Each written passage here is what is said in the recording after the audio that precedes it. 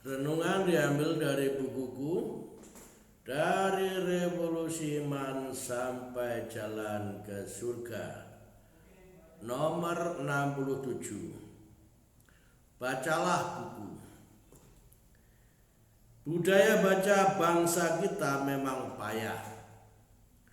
Budaya baca belum tertanam dalam, namun sudah masuk TV. Maka budaya lihatlah yang lebih cepat terserap. Masih lumayan yang ditontonnya, sajian yang berkualitas. Ada kalanya hiburan yang sinetron cengeng atau lawakan hahaha saja.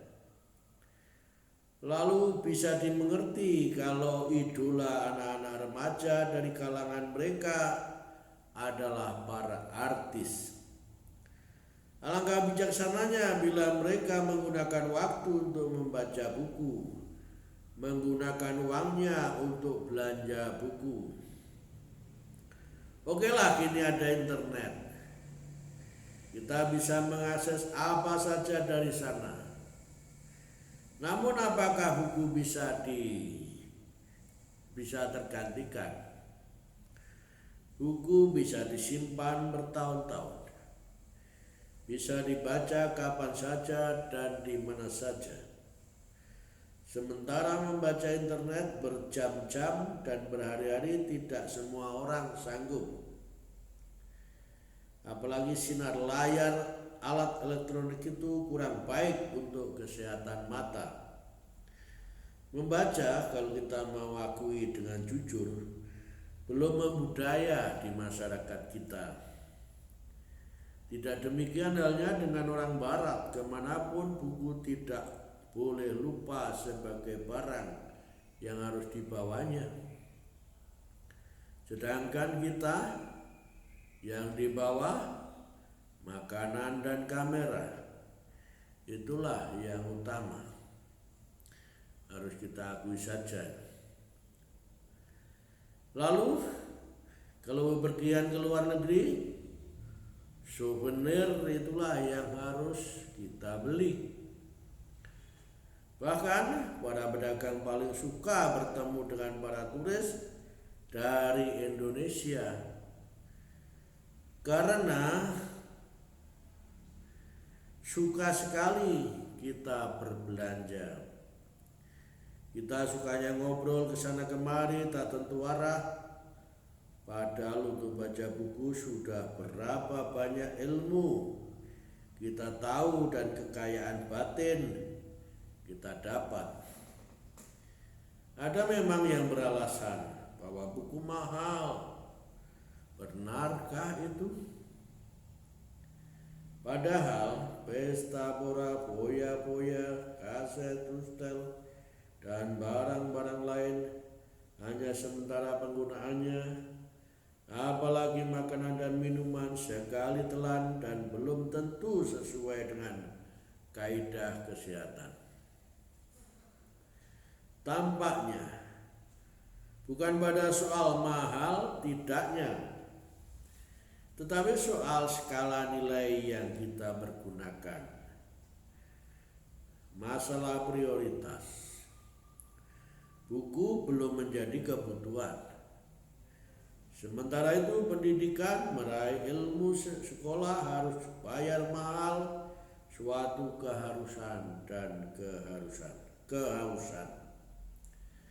Tapi tak sadar bahwa semuanya itu yang diajarkan ada dalam buku. Tidak perlu banyak belajar dari orang-orang bijak dan orang-orang terkenal. Kalau kita punya banyak buku. Orang-orang yang bijak, mereka menjadi besar karena kekayaan yang ditimbanya dari banyak pengalaman dan dari buku. Gandhi, Soekarno, Hatta, Nehru, dan banyak orang lain, orang-orang besar, para tokoh itu adalah para pelahap pembaca buku. Ada semboyan, books are university. Buku-buku adalah universitas. Akan tetapi, baik seorang yang bukan mahasiswa pencari ilmu dengan banyak membaca buku daripada mahasiswa yang tidak mengenal buku. Lebih terpuji seorang yang mencari ilmu dengan menghidupi dalam pengalaman daripada mereka yang sekedar merasa puas saat memperoleh ijazah. Padahal yang namanya buku memuat berbagai ilmu. Bahkan kebudayaan manusia dari abad ke abad dapat kita temukan dari buku. Ilmu-ilmu suci, wahyu Tuhan, dan rahasia ilahi kita dapatkan dari buku, yaitu kitab suci. Dari buku kita dapat banyak belajar, memperoleh banyak kekayaan. Buku amat penting artinya bagi diri pribadi, bangsa, dan bahkan umat manusia. Suatu universitas dapat ditentukan kualitasnya antara lain dari berapa banyak buku di perpustakaannya, berapa riset yang dihasilkan dan dibukukannya, dan bukan berapa luas areal yang ditempatinya saja.